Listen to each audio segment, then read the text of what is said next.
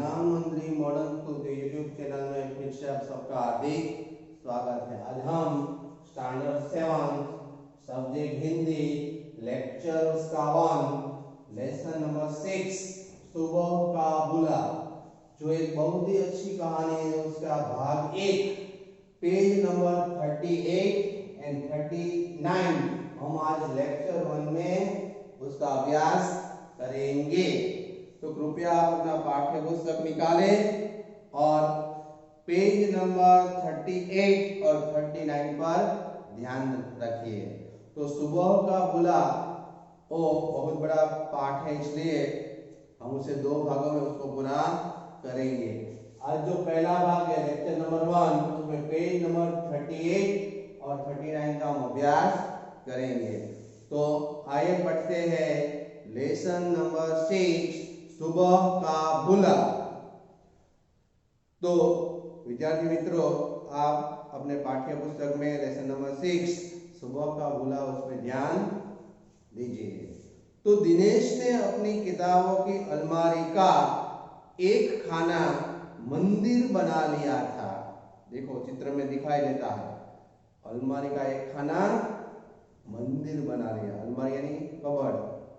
वह सुबह उठता व ठंडे पानी से स्नान करता, फिर मूर्ति के सामने धूप बत्ती जलाकर घंटों पूजा करता, घंटी बजाता, तब कहीं नाश्ता करता। उसके पिता जानकी बाबू हैरान थे कि अचानक इतना परिवर्तन कैसे आ गया इसमें। किसने उसे यह राह यानी रास्ता दिखाया। अभी उसकी उम्र ही क्या है, कुल 13 वर्ष की पढ़ने की उम्र है। यदि वह अभी से पूजा पाठ में व्यस्त रहने लगेगा तो पढ़ाई का क्या होगा। उन्होंने 1-2 बार दिनेश को समझाया भी, बेटे सुबह शाम भगवान का नाम लेना ही तुम्हारे लिए काफी है। यो पूजा पाठ में लगे रहने से तुम्हारी पढ़ाई में हर्ज होगा। बराबर, हर्ज यानी विघ्न, हानि, परिवर्तन यानी बदलाव, व्यस्त यानी किसी विशेष कार्य में समय व्यतीत करना। जैसे दिनेश पूजा पाठ करने में व्यस्त रहता था और इसलिए उसके पिता जानकीनाथ बहुत हैरान परेशान थे कि अचानक इतना परिवर्तन उसमें बदलाव कैसे आ गया। मगर दिनेश की समझ में उनकी बातें नहीं आई। वह उसी तरह घंटों ध्यान मग्न बैठा रहता था, यानी एक ध्यान से भगवान की पूजा करना। जब पिताजी के समझाने का उस पर कोई प्रभाव नहीं हुआ, प्रभाव यानी असर, तो धीरे धीरे उन्होंने उसे कहना ही बंद कर दिया। वह जानते थे कि यह बाल हट है, यानी बचपन की जिद है। बाल हट यानी बचपन की जिद, जिनके सामने कुछ कहना व्यर्थ है। जानकी बाबू कारखाने में एक साधारण से टाइप कीपर थे, टाइपिस्ट। बेहद मेहनती और ईमानदार मानस थे। कारखाने में 3 पारियों में काम होता था, इसलिए वह दिनेश की पढ़ाई पर पूरा ध्यान नहीं दे पाते थे। कभी कभी तो ऐसा होता कि जब वह घर पर होते तो दिनेश स्कूल में होता, और जब दिनेश घर पर होता तो जानकी बाबू रात की ड्यूटी की नींद पूरी करते होते थे, यानी रात को वह ड्यूटी करते तो दिन में सोते थे। फिर भी वह थोड़ा बहुत समय निकालकर दिनेश का घर का काम देख लेते थे, पाठ याद करवा देते। पिछला पाठ जो वह अभ्यास करता था वो सुन लेते थे कि उसने क्या अभ्यास किया था। देखिए दिनेश उसके पिता जो जानकी बाबू है उसके पास अपनी पढ़ाई कर रहा है। तो पाठ याद करवा देते, पिछला पाठ सुन लेते। दिनेश सदा अपनी कक्षा में प्रथम आता रहता था, पढ़ने में होशियार था। यही कारण था कि जानकी बाबू को उस पर पूरा भरोसा था। उन्हें विश्वास था कि वह पढ़ाई में लापरवाही नहीं करेगा। कभी कभी अपने साथियों में बैठकर वे कहते भी थे कि उनका बेटा पढ़ लिख कर एक दिन बड़ा आदमी बनेगा। पर जैसे जैसे दिनेश कक्षा की सीढ़ियां चढ़ता गया, यानी आगे आगे बढ़ता गया, उनके मित्रों की संख्या भी बढ़ती गई। छठी कक्षा तक पहुंचते पहुंचते उसकी मित्र मंडली यानी मित्र का समूह, ग्रुप काफी बड़ी हो गई, बढ़ गया। उसके मित्रों में अधिकतर वह बच्चे थे जो पढ़ने में कम व शरारतों में सबसे आगे थे। पढ़ने वाले कम थे और शरारत यानी तूफान मस्ती करने वाले ज्यादा थे। वह दिन भर गली मोहल्ले में उनके साथ खेलता, शरारतें करता और कोशिश करता कि जानकी बाबू के सामने घर ही न जाए। जानकी बाबू समझते कि बेटा दोस्तों के यहाँ पढ़ाई करने जाता है।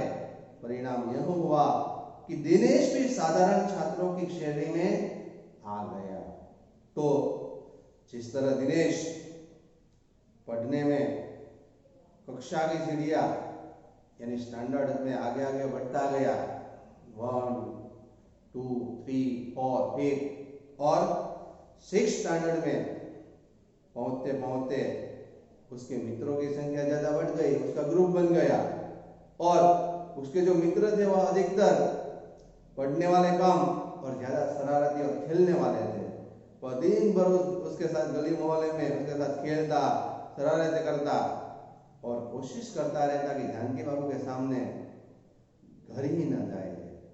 जानकी बाबू बेचारे समझते कि बेटा दोस्तों के यहाँ पढ़ाई करने गया है।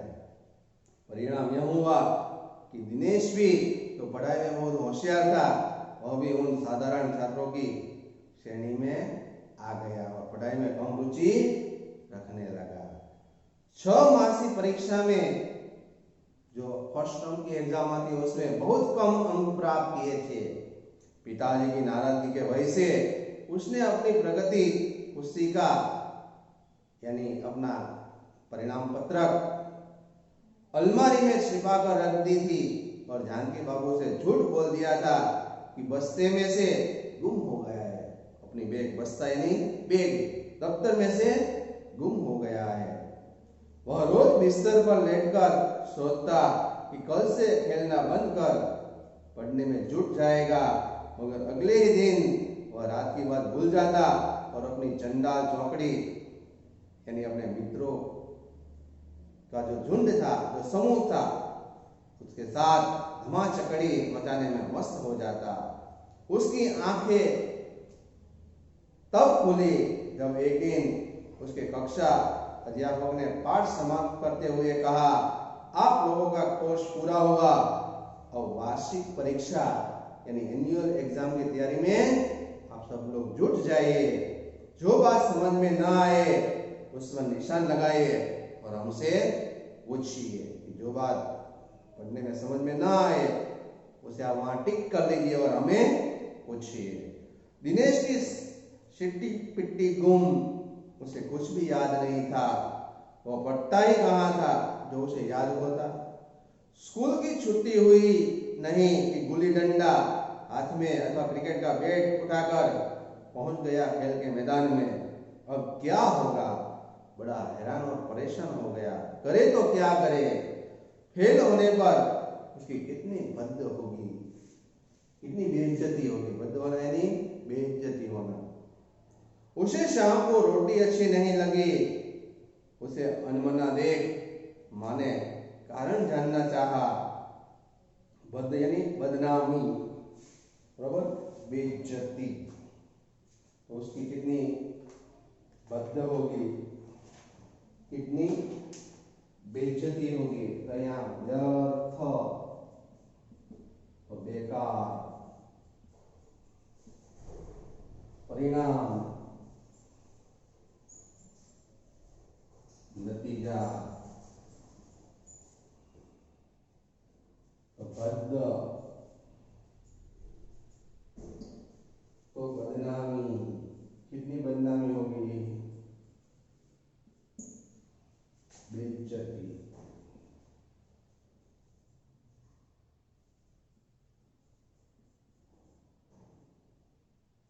विफल,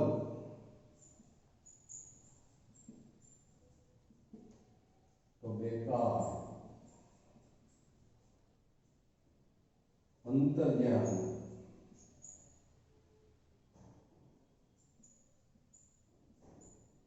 तो गायब,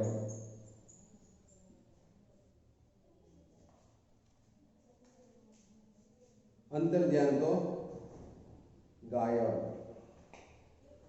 तो बेइज्जती,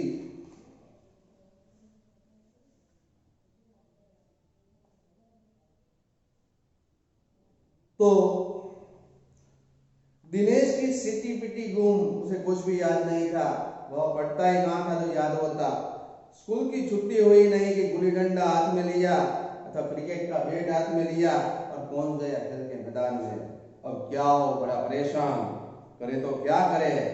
फेल होने पर उसकी कितनी बदनामी, बेइज्जती होगी, उसका डर होने लगा। उसे शाम को रोटी अच्छी नहीं लगी। उसे अनमना देख माँ ने कारण जानना था तो कह दिया मेरी तबीयत ठीक नहीं है। वह दिन छिपते ही बिस्तर में दुबक गया, सो गया। मुंह ढांप कर सोचता रहा कि फेल होने पर पिताजी को कैसे मुंह दिखाएगा, उन्हें कितना दुख होगा। उसकी आंखें छलछला आई, आंखों में आंसू आ गए। कभी वह हनुमान जी का प्रसाद बोलता तो कभी किसी देवी देवता की मनोती मानता मन्नत। एकाएक उसे ध्यान आया कि लोग कहते हैं भगवान सबकी सहायता करते हैं, क्यों ना मैं भी भगवान की पूजा किया करूं। फिर बच्चे तो भगवान को प्यारे होते ही है, वे मुझे जरूर पास करा देंगे। बस उसने अपनी किताबों की जो अलमारी थी उसमें मंदिर बनाकर पूजा पाठ करना शुरू कर दिया। इस हिसाब से उसको पिताजी को पता चलेगा कि वह फेल हो गया तो उसे कितना दुख होगा। लेकिन विद्यार्थी मित्रों, हमें भी हमारे माता पिता जो हमें अच्छी तरह से मेहनत करके पढ़ाते हैं तो हमें भी उसके परिणाम का फल अच्छा लेना चाहिए। खेलना जरूर चाहिए शाम को 1-2 घंटे, लेकिन साथ में पढ़ाई भी करनी जरूरी है। हमारे माता पिता को हम पर जो भरोसा है वो भरोसा टूटना नहीं चाहिए। कभी हमारे माता पिता के साथ जो उसका हमारा पर भरोसा है वह टूटना चाहिए नहीं। हमें कभी माता पिता के साथ विश्वासघात करना चाहिए नहीं। हमारे पर जो भरोसा है मेरा बेटा एक दिन बड़ा आदमी बनेगा, उसकी इस इच्छा को हमें पूरी करना चाहिए। तो प्रस्तुत कहानी में भी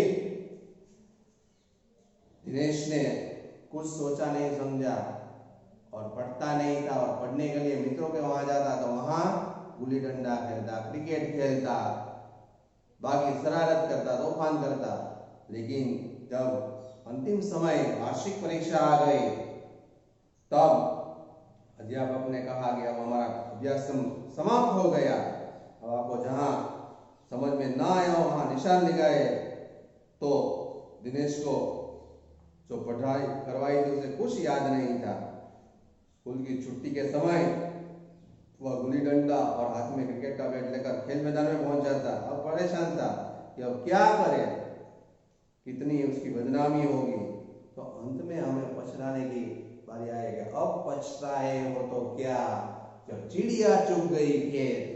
बाद में पछताने से हमें कुछ फायदा नहीं होता है। इसलिए हमें पहले से ही तनतोड़ मेहनत करके जो भी स्कूल में पढ़ाई हमें करवाते हैं, जैसे अभी कोरोना का काल चल रहा है तो आप भी ऑनलाइन क्लास में पढ़ रहे हैं, तो आपको भी जो भी टीचर आपको यूट्यूब द्वारा जो पढ़ाई करवाते हैं उसका एक एक अक्षर समझकर हमें हमारी नोटबुक में नोट करनी चाहिए, पढ़ाई करनी चाहिए। हमारे माता पिता के ऊपर हमारा जो विश्वास है उसे तोड़ना चाहिए नहीं। आपको समझ में आया?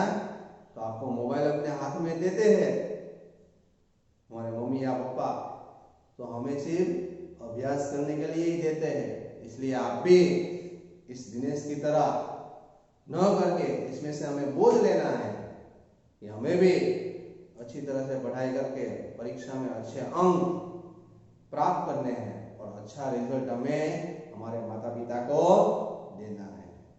आगे की पढ़ाई हम आगे के पीरियड में भाग 2 में करेंगे। अभी हमने पेज नंबर 38 1939 की पढ़ाई की है। यहाँ कुछ शब्दार्थ दिए हैं। परिवर्तन तो बदलाव, व्यस्त तो किसी विशेष कार्य में समय व्यतीत करना, हर्ष तो विघ्न हानि, प्रभाव तो असर, व्यर्थ तो बेकार, परिणाम तो नतीजा, बद्ध तो बदनामी बेईमानी बेइज्जती, विफल तो बेकार, अंतर्ज्ञान तो गायब।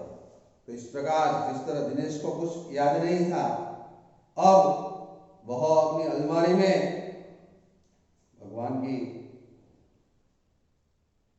तस्वीर लगाकर, देवी देवता की तस्वीर लगाकर वह पूजा पाठ में व्यस्त हो गया। और भगवान ऐसे बुरे समय में सबकी सहायता करते हैं। हनुमान जी का प्रसाद बोलता तो कभी देवी देवता की मनोती मानता, एकाएक उसे ध्यान आया कि भगवान सबकी सहायता करते हैं, क्यों ना मैं भी भगवान की पूजा करूं। बच्चे तो भगवान को बहुत प्यारे होते हैं, वो मुझे जरूर पास कराएंगे। लेकिन हमें पास तो करवाते हैं, हमें भी पढ़ाई में अच्छी तरह से ध्यान देना चाहिए। हम पढ़ेंगे तभी हम परीक्षा में लिखेंगे, और लिखा हुआ होगा तभी हमें अच्छे अंक मिलेंगे। तो हम मेहनत करेंगे, उसका फल हमें भगवान जरूर देंगे। भगवान की पूजा भी हमें करनी चाहिए, उसमें भी श्रद्धा रखनी चाहिए, और साथ में पढ़ाई भी करनी चाहिए।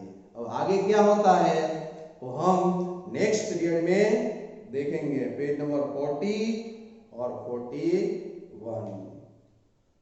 तो पहले मौखिक प्रश्न कुछ यहाँ दिए हैं, वो हम देख लेते हैं कि दिनेश दिन रात पूजा पाठ में क्यों व्यस्त रहता था। तो दिनेश दिन रात पूजा पाठ में इसलिए व्यस्त रहता था कि उसमें भगवान पर ज्यादा भरोसा था। बराबर, कि पूजा पाठ में व्यस्त रहने लगा क्योंकि एकाएक उसे ध्यान आया कि भगवान सबकी सहायता करता है, क्यों ना मैं भी भगवान की पूजा करूं।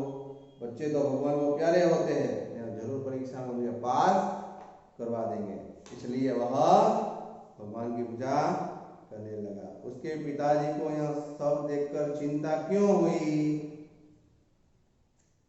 तो उसके पिताजी को यह देखकर चिंता होने लगी कि यूं पूजा पाठ में लगे रहने से उसकी पढ़ाई में यानी विघ्न होगा। बराबर, कि वह पूजा पाठ करेगा तो पढ़ाई का क्या होगा, पढ़ाई में काफी विघ्न होगा। दिनेश के पिताजी अपने मित्रों के बीच बैठकर उसके विषय में क्या कहते थे। तो दिनेश के पिताजी अपने मित्रों में बैठकर वे कहते थे कि उनका बेटा पढ़ लिख कर एक दिन बहुत बड़ा आदमी बनेगा। दिनेश की मित्रता कैसे बच्चों के साथ थी, तो दिनेश की मित्रता अधिकतर जो कम पढ़ने वाले व शरारती बच्चे थे, ऐसे बच्चों के साथ उसकी मित्रता थी। दिनेश को घर पर न पाकर उसके पिताजी क्या सोचते थे, तो दिनेश को घर पर न पाकर उसके पिताजी समझते थे कि बेटा दोस्तों के यहाँ पढ़ाई करने गया है। तो विद्यार्थी मित्रों, आपको ये 2 पेज जो करवाए हैं वो अच्छी तरह से आपको समझ में आया होगा। अब अगले जो 2 पेज है उसका अभ्यास हम नेक्स्ट पीरियड में करेंगे। तो अगले पीरियड में हम मिलेंगे। होमवर्क में आपको ये जो शब्दार्थ लिखे हैं वो शब्दार्थ आपको होमवर्क में करना है, और प्रश्नोत्तर मौखिक मैंने आपको बोलकर सुना दिए हैं। नेक्स्ट पीरियड में वो भी मैं आपको लिखवाऊंगा। आपको इतना होमवर्क में करना है। अगले पीरियड में हम मिलेंगे। अस्तु।